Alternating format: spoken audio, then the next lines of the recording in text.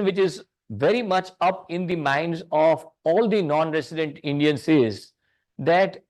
is an NRI required to file income tax returns every year if PAN is obtained in India? Because they feel that if I have obtained a PAN, then would I be subjected to or thrust upon a liability of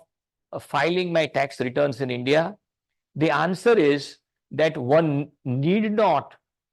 be mandatorily filing tax returns in India just for the reason that you are holding a PAN number. PAN is just a tax identification number, which is the registration for that particular SSE or that particular person in India. But the return is to be filed only in the circumstances as which has been detailed in this slide, where the income exceeds 2.5 lakhs in India before giving effect to certain deductions which have been specified.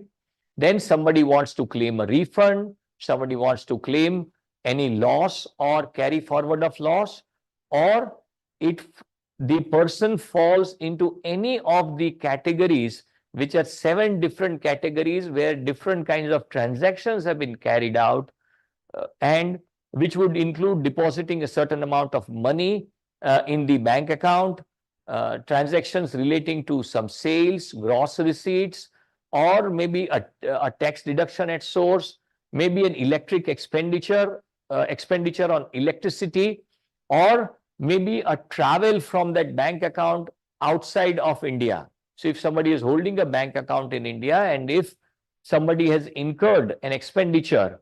in excess of 2 lakhs of rupees on a travel out of India, then in those scenarios, one would be required to file tax returns in India. Otherwise, making any amount of investments, but